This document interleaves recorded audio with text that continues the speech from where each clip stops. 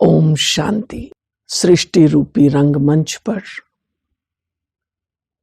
बहुत से लोग आते हैं और चले जाते हैं, लेकिन कुछ ही लोग ऐसे हैं जो दूसरों के लिए प्रेरणा स्रोत बन जाते हैं।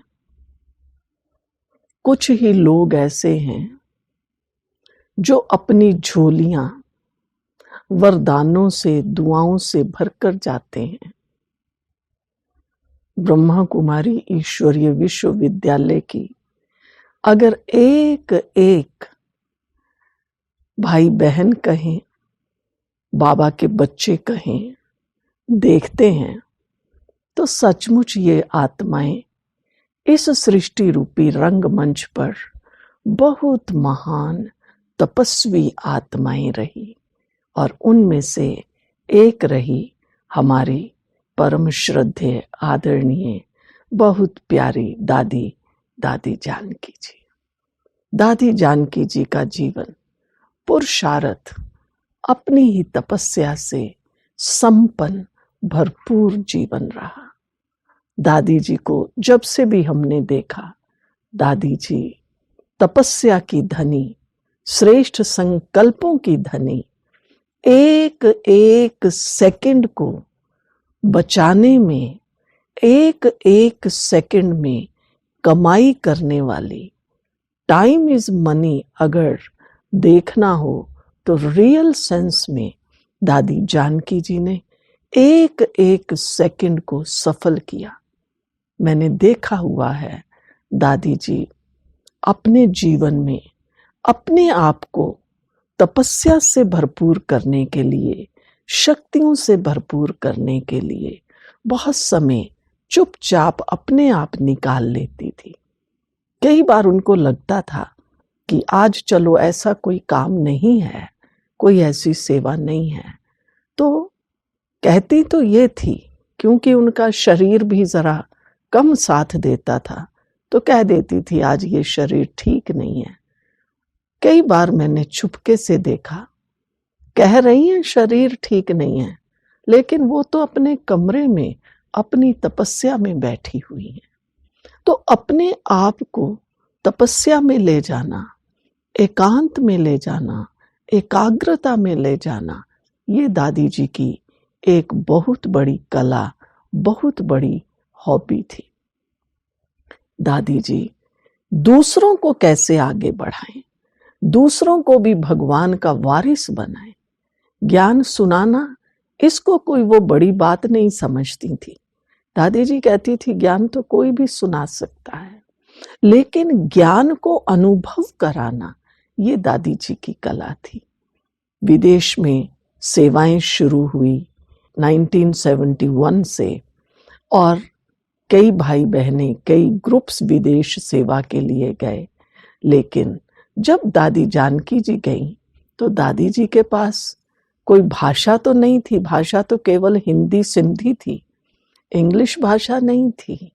लेकिन दादी जी ने वहां की सेवा, हम कई बार सोचते थे विदेश में दादी कैसे सेवा करती होंगी, क्योंकि वहां की कल्चर अलग है, उनका खाना पीना अलग है, उनका लाइफस्टाइल अलग है।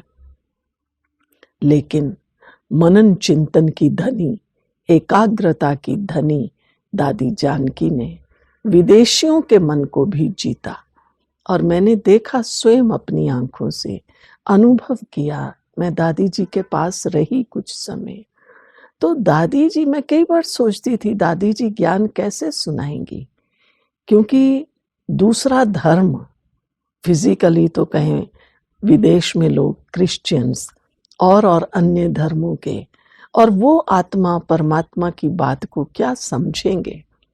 तो दादी जी एक दिन कहती हैं कि मैं बताऊंगी कि कोर्स कैसे कराना होता है। बात तो वही आत्मा की थी, लेकिन दादी जी ने आत्मा के जो 7 गुण हैं, शांति, पवित्रता, ज्ञान, प्रेम, उसको इस प्रकार से दादी जी ने एक्सप्लेन किया जो अपने आप ही कोई दूसरा स्वीकार कर ले कि हाँ, ये गुणों का जो पुंज है वो एक आत्मा है। गुणों के आधार से, शक्तियों के आधार से दादी जी ने ज्ञान सागर बाबा का ज्ञान अनेक आत्माओं के सामने रखा और उनको बाबा का वारिस बना दिया। तो दादी जी में ये कला रही कि कैसे दूसरों को ज्ञान समझाना है, दूसरे भी ज्ञान का रस लें, उनको ऐसा ना लगे कि ज्ञान थोपा जा रहा है। तो दादी जी का जो चिंतन था वो बहुत श्रेष्ठ था। ज्ञान की बात को सुनकर उसको दादी जी अपने अंदर ऐसा मनन करती थी, ऐसा स्वरूप बन जाती थी कि किसी दूसरे को ज्ञान सुनने में बोरियत नहीं होती थी। नहीं तो बहुत बार लोग कहते हैं, अच्छा आप तो वही आत्मा परमात्मा की बात सुनाएंगे ना, आप तो ये मानते हैं ना आत्मा के लिए। लेकिन दादी जी की जो एक विशेषता थी, ज्ञान को भिन्न भिन्न रूप से दूसरे के अंदर उतार देना, ये दादी जी में बहुत बहुत बड़ी कला थी। और दादी जी की एक बात, उनको मैंने देखा कभी ये नहीं बात यूं कहें कि चिंता या डिस्टर्ब करती थी कि कैसे सेवा होगी। दादी जी अपनी तपस्या में सतत रत रहती थी, एकदम उसी में व्यस्त रहती थी। कहती थी मेरा काम है अपनी तपस्या करना और सेवा कराना, ये बाबा का काम है। हम तो 2 दिन अगर थोड़ी तपस्या करें, 2 घंटा 4 घंटा योग करें तो सोचते हैं हमने बहुत कुछ कर लिया। लेकिन दादी जी निरंतर योग में रहना है। बातचीत करते हुए भी दादी जी उस साइलेंस का अनुभव दूसरों को बहुत कराती थी। एक बार दादी जी जयपुर में आए थे और एक पत्रकार ने कहा मैं दादी जी से विशेष मिलना चाहता हूँ और दादी जी का इंटरव्यू लेना चाहता हूँ।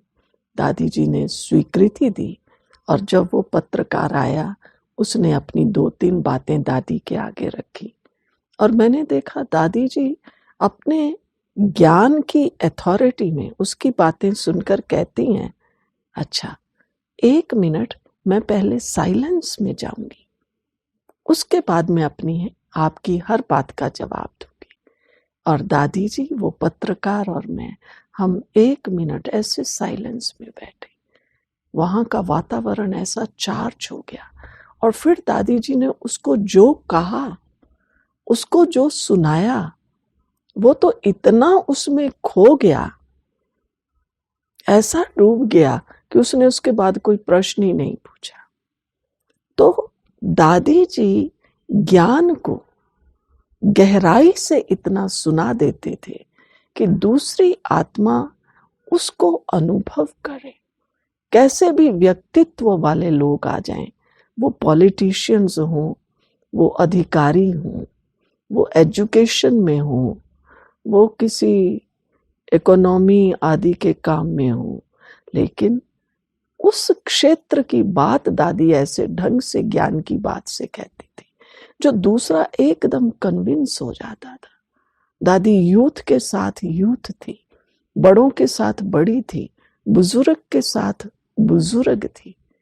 दादी की फिजिकली तो हाइट बहुत कम थी, लेकिन दादी जी की आंखें एकदम ऐसी चमकती हुई आंखें, जब वो उनसे देखती और दृष्टि देती थी तो सामने देखने वाला भी अभिभूत हो जाता था।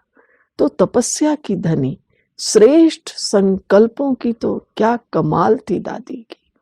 कभी भी कोई आकर, एक बार एक व्यक्ति ने आकर कहा कि दादी जी देखो ये फलाना व्यक्ति है, ये बहुत गलत काम कर रहा है और ये कर रहा है, और दादी जी अपने एकदम ज्ञान की अथॉरिटी में बैठी हुई जब उसने अपनी सारी बात कह दी तो दादी ने कहा, मेरे भाई आप क्या कर रहे हो? वंडरफुल। मैं वहां बैठी थी, मैं सोच रही थी ये भाई इतनी कंप्लेंट कर रहा है दूसरे की, वो ऐसा है ऐसा है ऐसा है। दादी जी ने बस इतना ही कहा, आप क्या कर रहे हो? तो दादी जी स्वयं का ध्यान स्वयं पर रखती थी और दूसरों को भी इस बात के लिए प्रेरणा देती थी। वो आत्मा वहीं शांत हो गई। तो सचमुच तपस्या की धनी हमारी दादी, ऐसी विद्वता, ऐसी विजडम न कभी देखी होगी, न कभी अनुभव की होगी। ऐसी महान आत्मा को हमारा कोटि कोटि प्रणाम नमन। ओम शांति।